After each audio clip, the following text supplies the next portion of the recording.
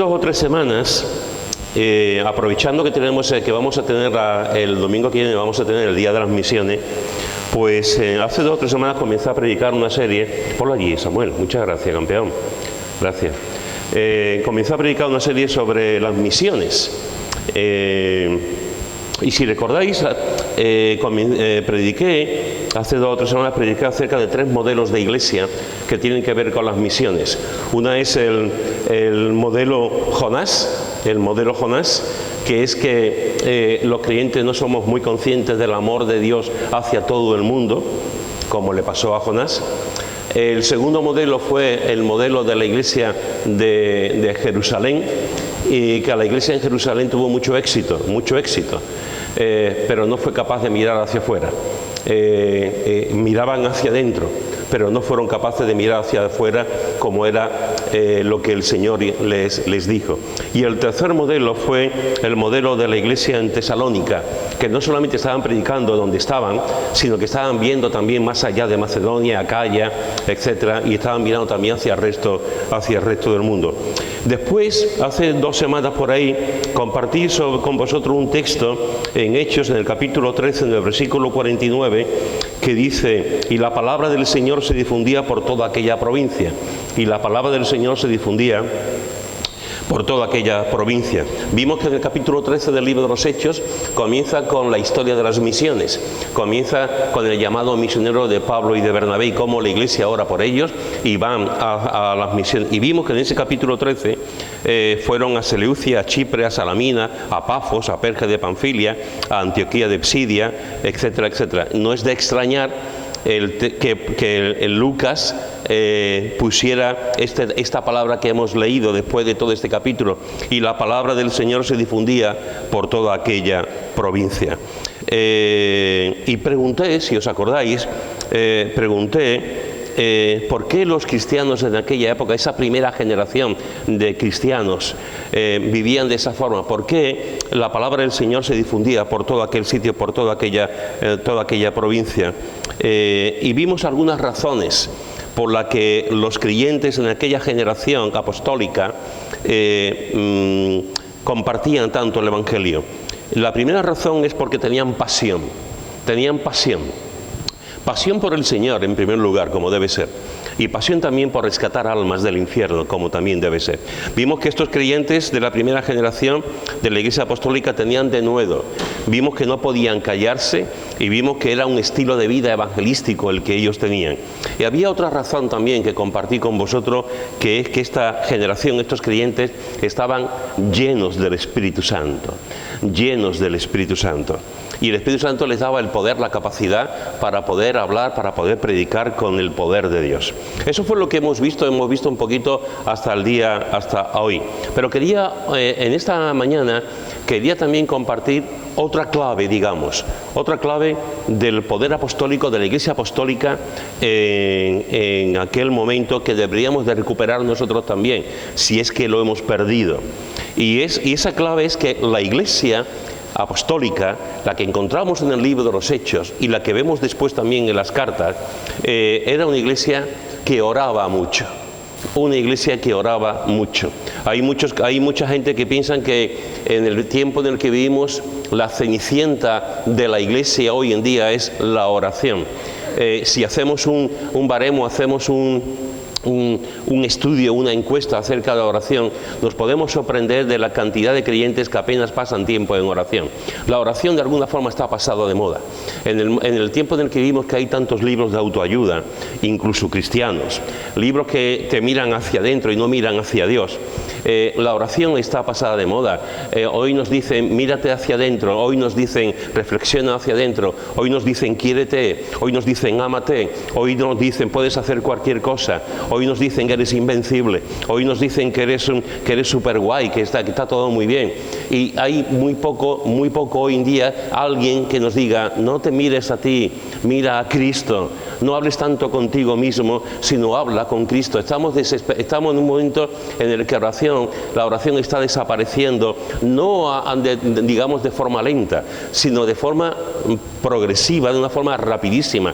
Como he dicho antes, hay muy pocos creyentes que realmente pasan tiempo viviendo en oración, disfrutando de la oración. anhelando la oración. La mayoría de los creyentes hoy en día no pasan ni 3 minutos orando, según nos dicen los estudios, según nos dicen las estadísticas, ni 3 minutos orando. Y hay muchos creyentes que la oración, cuando emplean la oración, es realmente por dando las gracias por la comida o en la cena. Después sus vidas pues no reflejan esa vida de oración.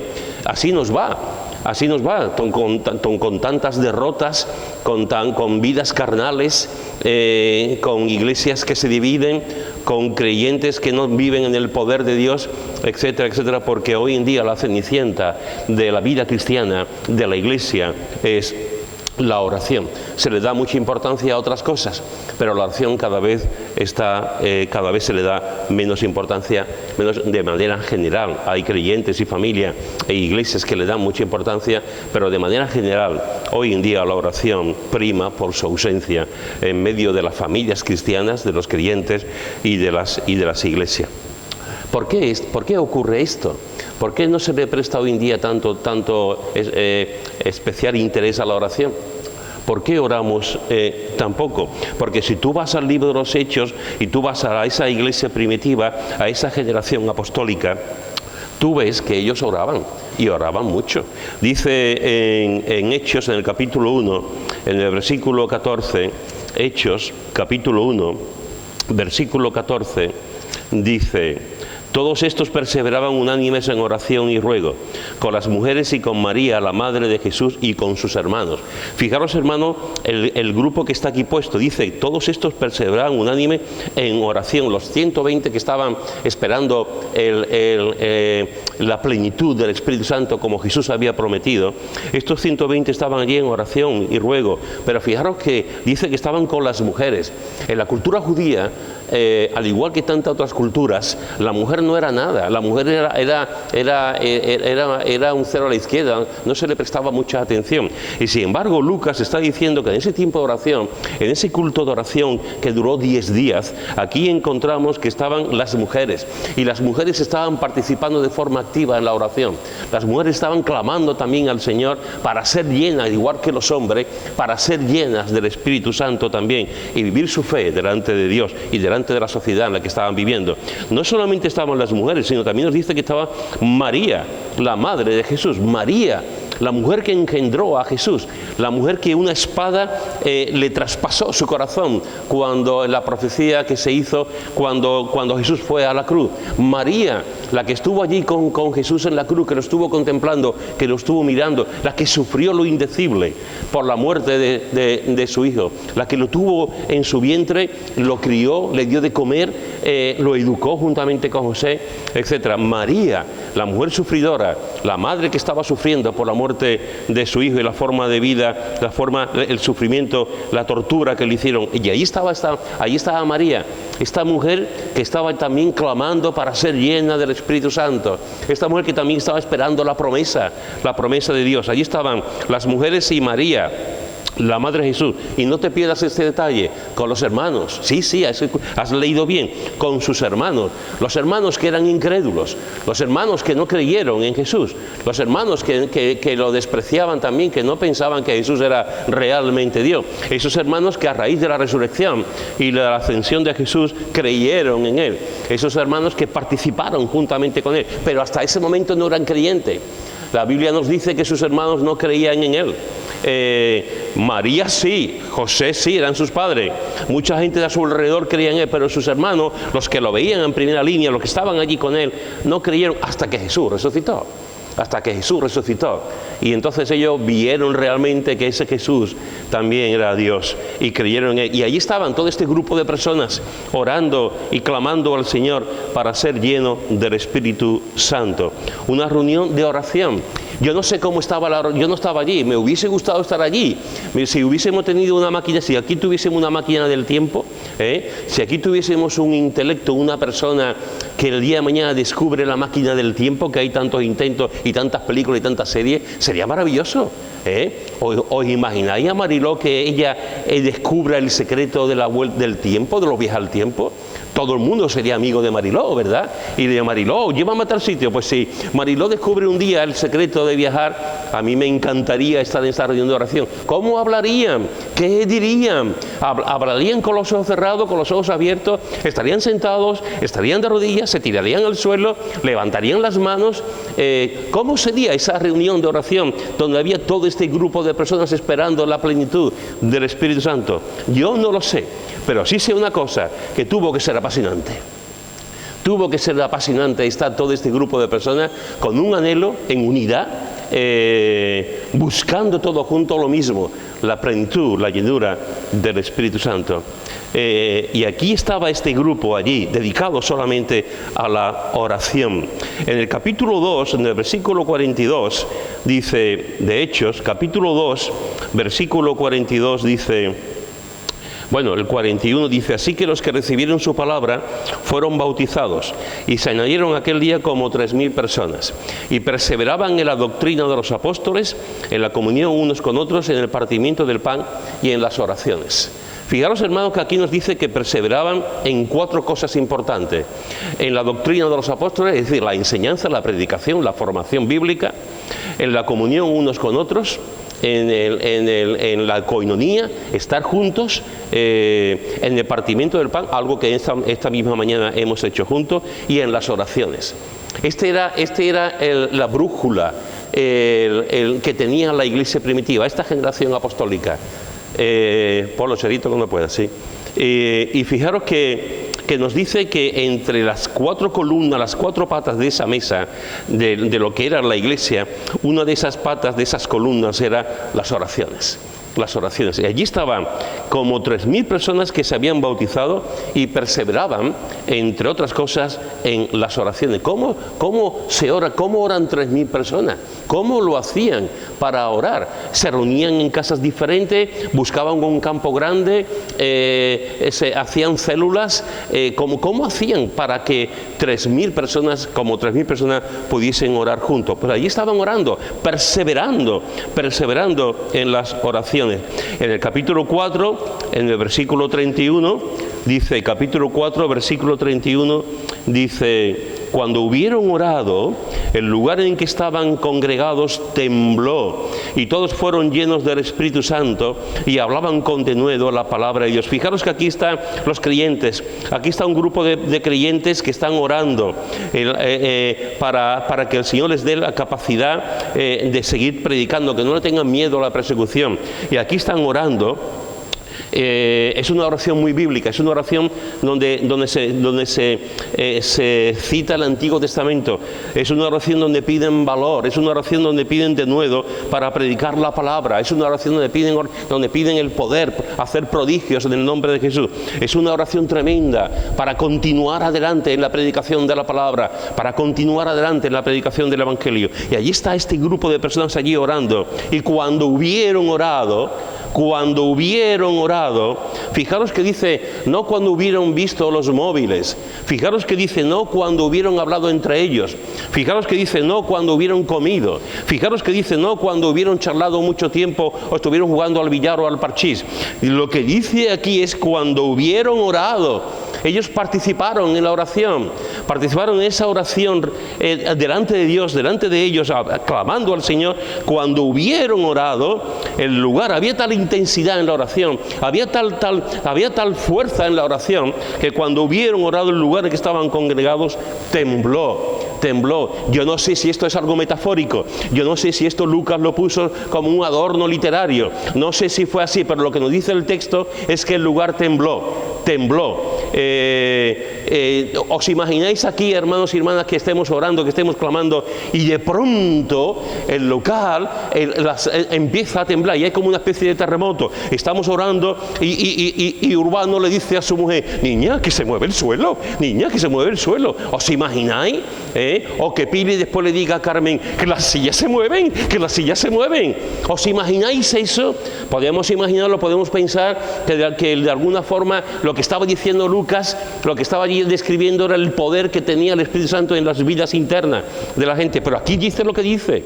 Aquí dice que tembló, el lugar donde estaban tembló porque ellos estaban temblando. porque habían estado delante de la presencia de Dios, porque habían estado delante del trono de Dios. Ellos estaban temblando, porque habían hecho el ejercicio más maravilloso que un creyente puede hacer y que una iglesia puede hacer, que es orar. Orar. Allí estaban ellos clamando al Señor. Y fijaros que dice que todos fueron llenos del Espíritu Santo y hablaban con denuedo la palabra de Dios.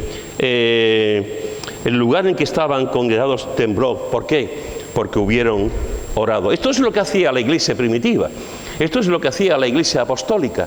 Esto es lo que vemos una y otra vez en las cartas, la oración, y también lo vemos en el libro de Apocalipsis, la importancia de la oración. Alguien puede pensar, la oración es algo solamente del Nuevo Testamento. Déjame decirte que no. La oración está en el Antiguo Testamento desde principio hasta el final, desde el primer libro de Génesis hasta el último libro de Malaquías. La oración forma parte fundamental de la revelación de Dios. La oración forma parte fundamental del plan de Dios para su iglesia y para nosotros. La oración nos lleva delante de Dios, nos pone delante de Dios y nos quitamos nosotros, y Dios es el protagonista en la oración. La oración es algo hermosa.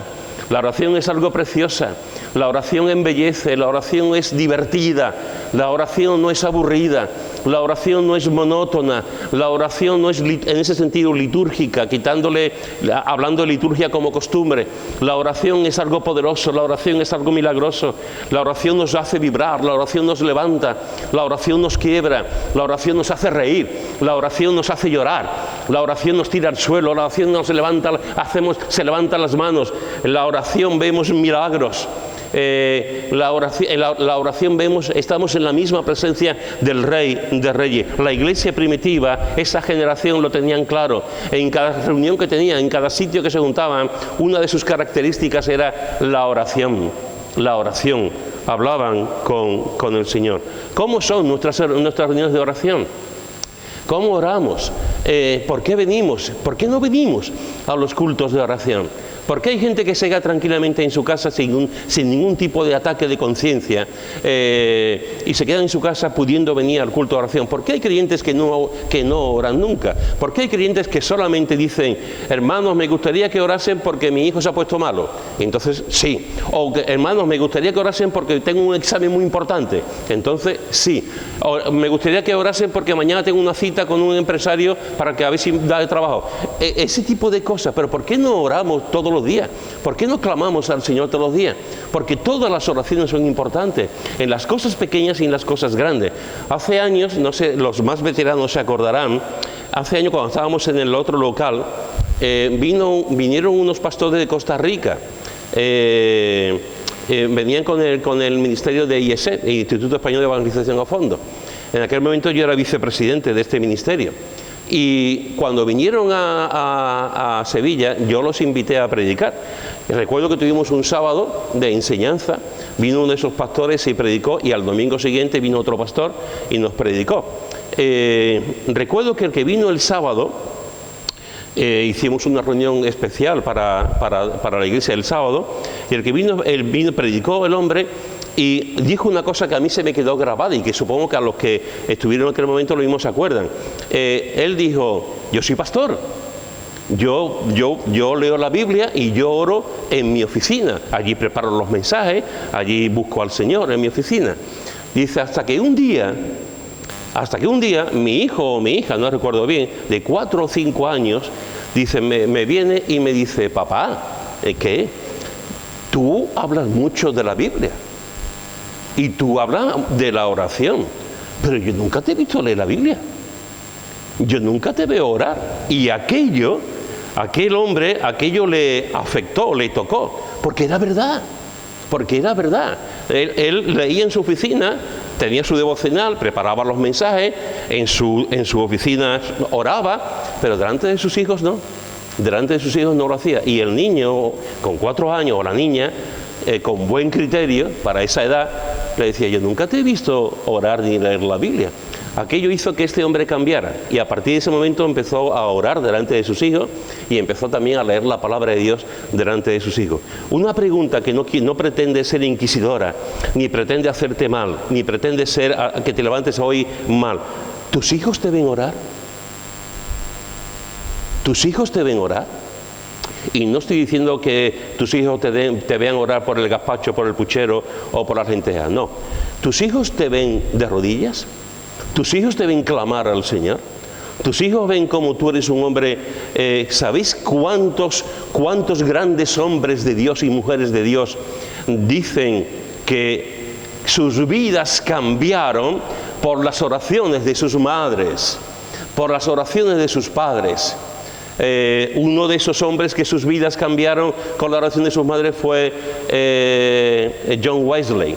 Y él cuenta, John Wesley, el fundador del metodismo, cuenta que un día estaba pasando por la habitación de su madre, de sus padres, y estaba la habitación entreabierta, entrecerrada, y él tendría 14, 15 años, y él estaba pasando por allí, y como no la cerró completamente la madre, vio a su mamá de rodillas orando por él, porque cada día oraba por uno de sus hijos. Esta mujer tuvo muchos hijos, y ese día estaba orando por su hijo, y estaba clamando al Señor por la conversión de su hijo, para que su hijo lo siguiera y para que fuese pastor. Fijaros, estaba orando por eso, que se convirtiera, que conociera a Cristo y que después dedicara su vida al ministerio. Y John Wesley estaba escuchando esta oración de su madre, y le impactó de tal forma que el Señor le respondió a la oración de su madre. Y cómo este hombre conoció a Cristo y cómo este hombre dedicó su vida al ministerio. La historia de la Iglesia está llena de hombres y mujeres, de padres que han orado por sus hijos, para que sigan en el Señor y para que trabajen en el Señor y que sean hombres y mujeres en el ministerio también. ¿Tus hijos te ven orar? ¿Tus hijos te ven orar? ¿Tus hermanos te ven orar? ¿Los padres ven orar a sus hijos? No hay nada más difícil, más complicado, y los que venimos los miércoles lo sabemos. Es cuando estamos orando y alguien termina de orar y de pronto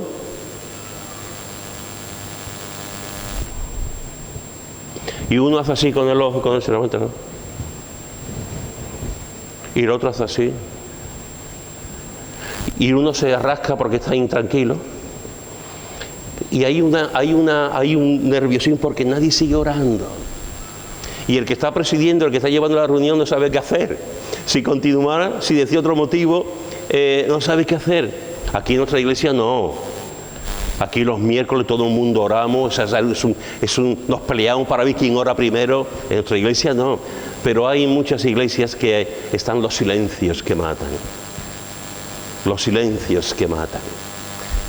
Cuando realmente la oración debería de ser algo improvisado, algo fresco, algo natural, algo donde buscamos 1000 argumentos para orar. Y el hermano que prepara la reunión, porque esto tenemos que orar, hay el que viene a presidir, el que está presidiendo, hermano, vamos a orar, el que predica, vamos a orar por esto, cuando debíamos decir, hermano, vamos a orar, y todo el mundo orando, todo el mundo clamando al Señor. La oración de la generación apostólica era una reunión donde se juntaban para orar. Es como cuando te encuentras con creyentes que te dicen, yo no voy al culto de oración, y tú dices, ¿y por qué no vas al culto de oración? Y te dicen, porque es muy aburrido, y te da un dolor en el corazón cuando tú escuchas esto. Te da un dolor cuando tú escuchas que es muy aburrido el culto de oración, cuando el culto de oración debería ser la aventura más apasionante de la iglesia y la aventura más apasionante del creyente. El culto de oración no es aburrido, el que es aburrido eres tú. Y la oración es algo realmente precioso.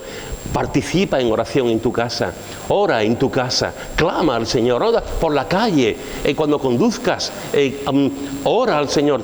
Tu vida de oración, tu vida cristiana será en conformidad a tu tiempo de oración. Por favor, no lo olvides. Tu vida cristiana será en conformidad al tiempo que tú emplees en oración delante de Dios. Las reuniones de los creyentes en la iglesia primitiva, esa generación apostólica, era una generación que oraban y sus oraciones eran, sus reuniones estaban impregnadas, llenas de oración. Pero no solamente esto, esta generación apostólica también oraban por el liderazgo de la Iglesia. Mirad lo que dice en Hechos capítulo 1, versículo 21 al 26. Hechos capítulo 1, versículo 21 al 26, que dice: es necesario pues que de estos hombres que han estado juntos con nosotros todo el tiempo que el Señor Jesús entraba y salía entre nosotros, comenzando desde el bautismo de Juan hasta el día en el que de entre nosotros fue recibido arriba, uno se ha hecho testigo con nosotros de su resurrección. Y señalaron a dos: a José, llamado Barsabás, que tenía por sobrenombre Justo, y a Matías. Y orando dijeron: tú, Señor, que conoces los corazones de todos, muestra cuál de estos dos has escogido, para que tome la parte de este ministerio y apostolado de que cayó Judas por transgresión para irse a su propio lugar. Y le echaron suertes, y la suerte cayó sobre Matías, y fue contado con los 11 apóstoles. Hay un momento en el que todos conocemos la historia. Judas, acusado por su conciencia, Judas se suicida. Y en vez de ser 12 apóstoles, son 11. Y Pedro, guiado por el Espíritu Santo, dice: hermanos, necesitamos a otro. Necesitamos otro que haya estado con Jesús desde el principio. Necesitamos a otro que haya sido testigo de la resurrección de Jesús como nosotros. Necesitamos otro apóstol para que esté en ese colegio apostólico, entre ese grupo. Y hay dos candidatos. Uno es José, llamado Barsabás, y el otro es Justo. Y el otro Matías. ¿Y qué es lo que hace la Iglesia? Oran para que el Señor les dirija en aquella persona que tenía que ocupar el lugar vacante de Judas. ¿Qué es lo que hacen? Oran. ¿Cómo lo hacen? Fijaros que dice que echaron suertes, y la suerte cayó sobre Matías, y fue contado con los 11 apóstoles. Antes de que te asustes, déjame decirte que esto es la única vez en todo el Nuevo Testamento, al principio de la Iglesia, donde se emplea este método. A partir de este momento, cada vez que se elige, que se piensa en pastores, ancianos, diáconos, en el liderazgo de la Iglesia, siempre se está orando. Aquí todavía es una reminiscencia, un momento en el que la Iglesia, que está en transición, hacen esto como lo hacían en el Antiguo Testamento con el Urim y el Tumim. Ya sabéis que esas piedras que los sacerdotes usaban, y si caía la piedrecita de color blanco para arriba, significaba una cosa; si caía de negro, significaba otra. Y aquí están haciendo lo mismo, pero ya no se vuelve a repetir, porque ahora lo que hacen es ser guiados por el Espíritu Santo. Es el Espíritu Santo el que aparta a la gente, pero aquí lo están haciendo. Y lo que más me entusiasma de esto es que ellos fueron conscientes de la necesidad de otro discípulo, de otro apóstol, y oraron para que el Señor levantara a otro hombre. No sabemos nada acerca de este hombre, no sabemos nada acerca de Matías. La historia nos dice que juntamente con los otros apóstoles fueron asesinados, quitando a Juan, que murió de viejo. La historia nos dice que también algunos dicen que fue a la India. No lo sabemos exactamente, pero a partir de este momento este hombre cambió. Este hombre fue llevado también al colegio apostólico, allí con los 12, predicando la palabra. Y todo comenzó con una oración, orando para que Dios pusiese también a la persona indicada. Y después fijaros que dice en el capítulo 6, versículo 6, capítulo 6, versículo 6, dice: a los cuales presentaron, vamos al versículo 5, agradó la propuesta a toda la multitud, y eligieron a Esteban, varón lleno de fe y del Espíritu Santo, a Felipe, a Prócoro, a Nicanor, a Timón, a Pármenas y a Nicolás, prosélito de Antioquía, a los cuales presentaron ante los apóstoles, quienes orando les impusieron las manos. Fijaros que aquí hay un momento crucial en la vida de la historia de la Iglesia. Hay un momento en que hay una serie de mujeres que se quejan, de origen helenista, de origen griego, que se quejan que toda la comida que había, todas las viudas comían, era para las mujeres judías, para sus hermanos en la fe judía. Y hay un momento en que se complica el tema, y eligen a un grupo de personas para que de forma equilibrada y justa le diesen de comer a todo el mundo. Y fijaros que dice que estaban orando, y cuando se hizo la elección, lo presentaron ante los apóstoles, quienes orando les impusieron las manos. Y a este grupo de diáconos que estaban llenos del Espíritu Santo, de buen testimonio, de fe, oraron para que fuesen realmente usados por el Señor. Y esto es interesante porque en el versículo 42 nos dice, en el versículo 4 dice, y nosotros, los apóstoles, nosotros persistiremos en la oración y en el ministerio de la palabra. Los apóstoles se habían desviado un poco. Los apóstoles habían sido llamados por el Señor para orar y para predicar la palabra. Y los apóstoles, ante la necesidad que tenían las viudas y la gente, empezaron a ayudar materialmente. Hicieron bien, pero se desviaron. Eso no era parte de su cometido. Lo que el Señor les dice claramente es que tenían que predicar, que tenían que orar por las ovejas, por la gente que tenían allí. Y ellos, en su afán de ayudar, empezaron a trabajar, a estar con personas para ayudarles a comer, a beber, etcétera, buscar las fianzas, el dinero para que eso pudiese ocurrir. Hasta que se dan cuenta que están perdiendo el rumbo, lo que el Señor les había marcado. Y la multitud elige a 7 personas y estos apóstoles oran por ello y a la misma vez hacen una reflexión. Ellos están diciendo, nosotros persistiremos en la oración y en el ministerio de la palabra. Fijaros que dice en el versículo 2, no es justo que nosotros dejemos la palabra de Dios para servir a las mesas. No es justo que nosotros dejemos de investigar, de estudiar, de meditar, de orar para buscar la palabra y predicar la palabra y alimentar a la gente y que la gente conociera a Cristo. No es justo eso, porque estamos sirviendo a la mesa. Vamos a buscar a personas. Vamos a buscar a hombres que puedan servir a las mesas y nosotros persistiremos en la oración y en el ministerio de la palabra. Eso es lo que tienen que hacer los responsables de la iglesia. Eso es lo que tienen que hacer los maestros de escuela dominical. Eso es lo que tienen que hacer los pastores. Eso es lo que tienen que hacer los maestros. Eso es lo que tienen que hacer aquellos que tienen la responsabilidad de enseñar la palabra, predicar la palabra. Investigar, estudiar la palabra. Eso es lo que tienen, dedicar horas a la semana para dedicar tiempo a la palabra y a la oración. Y nosotros persistiremos en la oración. Y oraron por los 7 que habían sido elegidos en la oración. Otra vez, ¿por qué la oración es la cenicienta de las iglesias? ¿Por qué la oración es la hermana pequeña de todos nosotros? ¿Por qué no le damos importancia a la oración? Cuando debíamos de estar orando por los responsables, por los líderes también de la iglesia. Yo soy consciente, hermanos y hermanas, que algunos de vosotros oráis también por la predicación, por mí cuando oro, por el hermano que toque cuando ora. Soy consciente de que hay hermanos que oran, pero ¿sería realmente algo apasionante, algo tremendo? ¿Algo desbordante?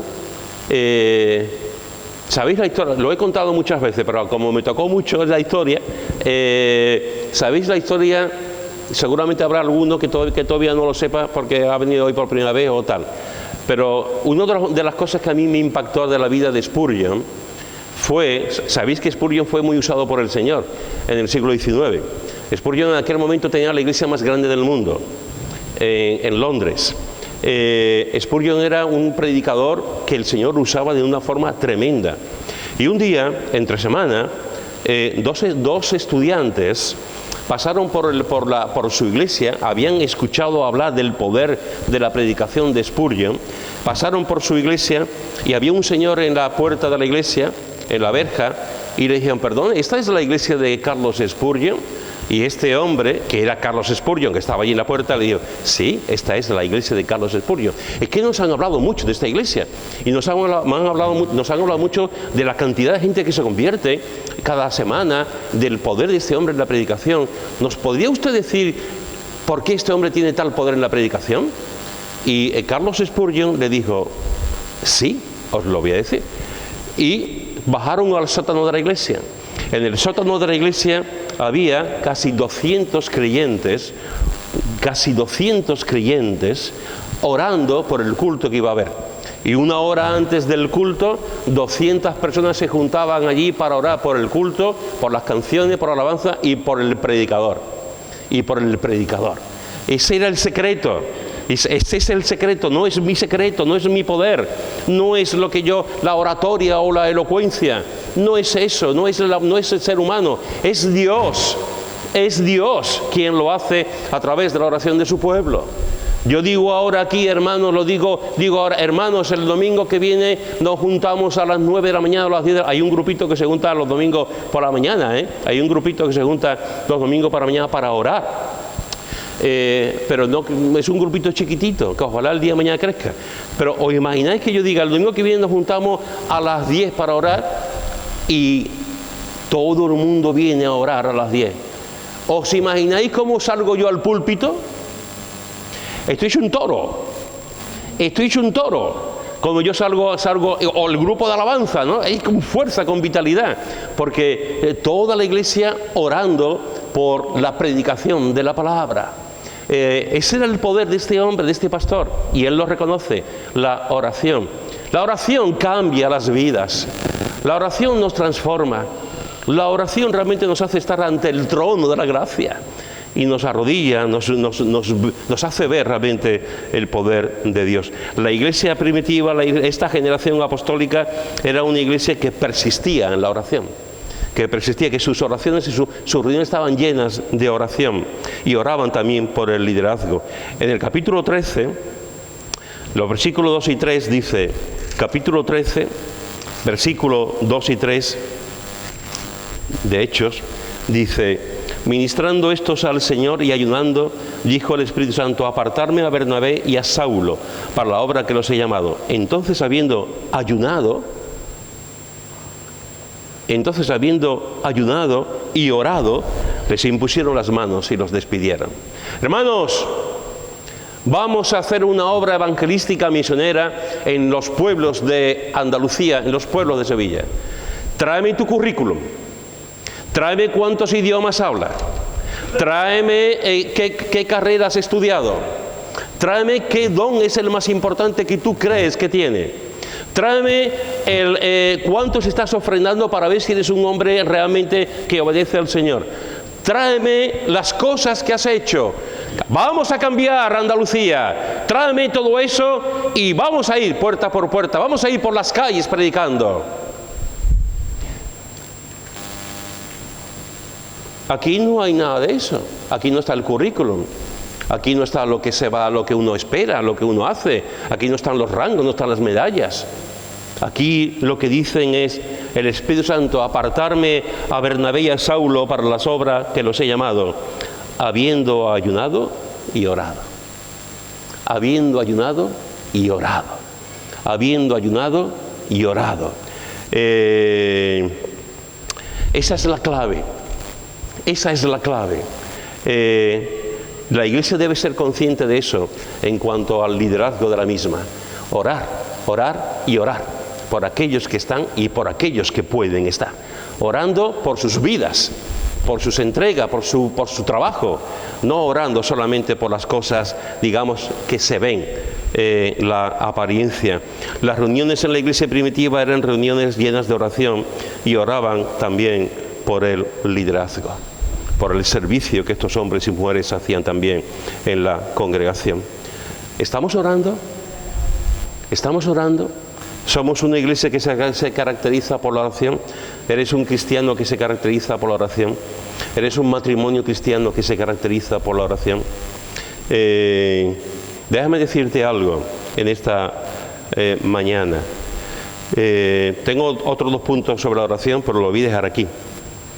Déjame decirte algo en cuanto a esto que estamos hablando, en cuanto a la oración apostólica, en cuanto a la importancia de la oración.